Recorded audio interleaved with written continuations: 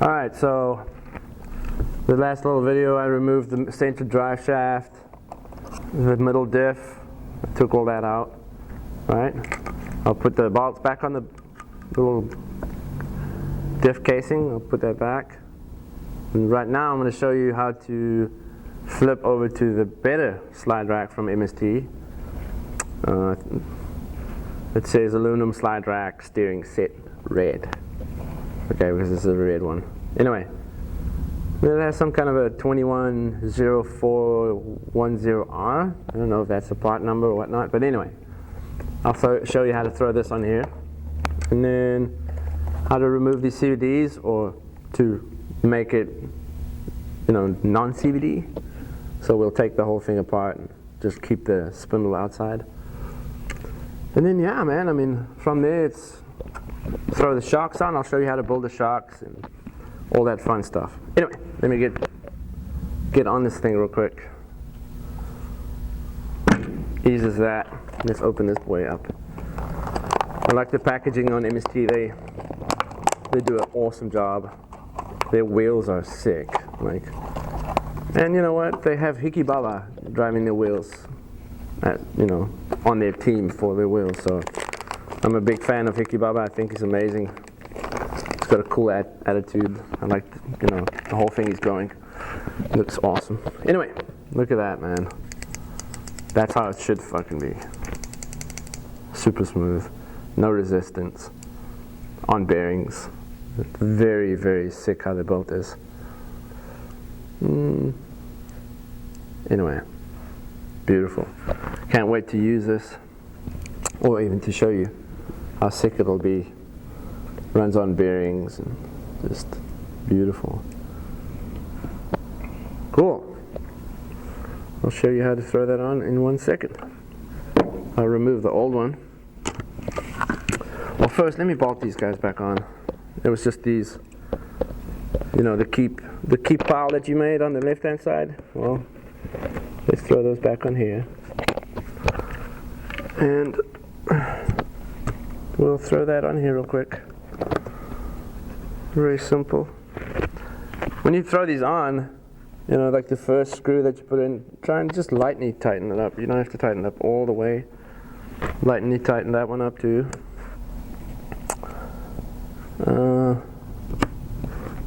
Lightly put them on. The reason why I tell you to lightly do it first is so you can get all four in and then tighten them up. Because if you had to put one in and tighten it all the way, the other holes won't even align. It's the same as doing a wheel. You don't tighten up the first stud all the way. You put on all 5 and slowly tighten them up. Anyway, there we go. Nice, just hand tight. Don't have to torque it down or nothing like that. Okay, so this guy will go onto your carbon brace, right? So these 2 little screws go into those 2 little screws on the bottom, tighten it down, and then the 2 front ones go back onto your front shock tower. Okay, so let me remove this guy, and it's real simple. It's the 1.5 for the little bearings. You undo those. Alright. I would keep them together though. Might as well just put it like that in a box somewhere. Boom. That pops right off. Okay, so this little Delrin bushings supposed to be bearings, but it's not really a good bearing. Pop that off. Pop that off. Right. Now, you'll see the little stud where the Delrin slides onto has a little hex on the bottom, really skinny hex. Be careful, but undo that. I think it's 5.5. Yeah, exactly, 5.5. Undo it real carefully. Luckily it's not very tight, so yeah, undo that. Both sides. Don't need it anymore.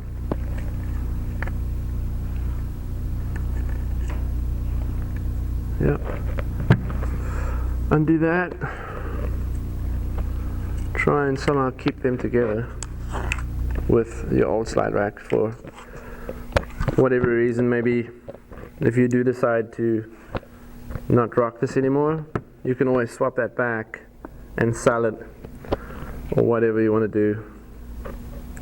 Some kid might break his, you can always sell it to him or something like that. Now, gotta try and remember what's front and back.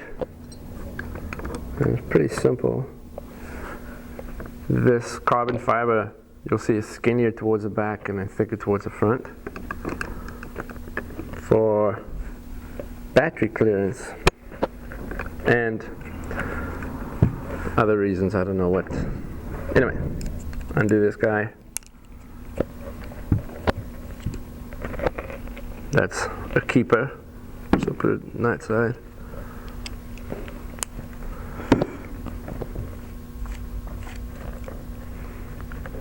And then, yeah, that guy's out. Thank you for coming. Good night. Put it somewhere where you don't lose it. And then throw the beautiful slide rack on there. Right? Put these guys back on.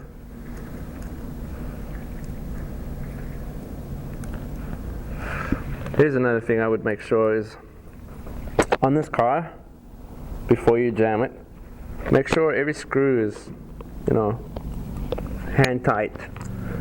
Make sure all of them are good, and then, you know, every now and then check them, make sure they're there. It's like, I've told a lot of guys, these little RC cars, man, the motor revs, you know what, like 60,000 RPMs per minute. Yeah, there's going to be a lot of vibration, a lot of rattles, whatnot. Do you seriously think that screw's going to stay there? You better make sure it's there, dude. Because that guy, there's no reason why it won't vibrate loose and fall off. Why not? So, treat it like a race car. Anyway, so here we go. This guy goes back in here. All nice and sexy and snug. Right, screw down these two. Right, 4. Screw 2, 2, 2, 2. Slide racks in, and you're a pimp because it looks good. Looks real good, and it works super sick. I can already see that it's going to be mad easy to tune, mad easy to get equal steering, 0 acron. It's going to be badass. And that's like pretty much out of the box, you know. MST, man, it's sick. I use their stuff on my Yokomo. I use a lot of MST on stuff. Anyway, so that's those 4. Now the 2 and the 2. Pretty easy. Throw them back in. Make sure they're nice and hand tight. And then from there we'll start. I'll show you how to get rid of the CVD so that we can make it, you know, non-CVD front, CVD rear. Make sure it's good. Now when you buy this and you get it out of the box, you'll see in the bag there's actually tools. You don't even need to buy tools. They supply you with the right Allen keys, they supply you with the right wheel, nut drivers. They have everything in that bag. Anyway, here we go. Tighten these guys back up. So you'll see I've tightened this up, right? Tighten those up, and the same here in the back. So it's all good. Now, CVD time. Alright, next, CVDs.